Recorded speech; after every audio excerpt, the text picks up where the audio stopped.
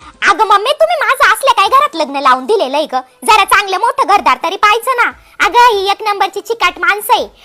रात्री माझ्याकडून ना फक्त भाजीत जरा तेल जास्त झालं तर लगेच माझी सासू कशी म्हणती, काय ग सुनबाई भाजीत जरा जास्तच तेल झालंय वाटतं, तू ना 1 लिटर तेल काय 2 दिवसातच संपवती का काय? आता तूच सांग, मी काय तेल पिते का? आता भाजीला लागत म्हणूनच टाकतो ना आपण, मग काय नुसती पाण्याची पुचट भाजी बनवायची का? अगं मम्मी येतं काहीच नाही. आपल्याच नवऱ्या बरोबर आहे ना बाहेर जायचं जरी म्हटलं ना तरी बी 10-12 आहे ना सासूला विचारावं लागत का सासूबाई जाऊ का आम्ही, सासूबाई जाऊ का आम्ही, आणि एवढं विचारून बी आहे ना शेवटी तिचा नाहीचाच पाडा असतो.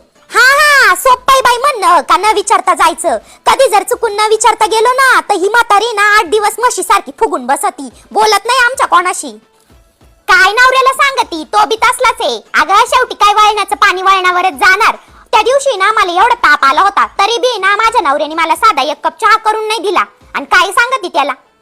अगं मम्मी तुला सांगते, ही ना माझी सासू ना बातात अशा बड्या बड्या मारिती ना जसं काहीच कोणता अंबानी खानदाने. आणि ना पाहायला गेलं ना तर स्वयंपाक घरात आहे ना शेंगदाणे मला मोजून देती, साखर मोजून देती, तेल मोजून देती, वर म्हणती कशी सुनबाई आज ना एवढ्यातच सगळा स्वयंपाक झाला पाहिजे.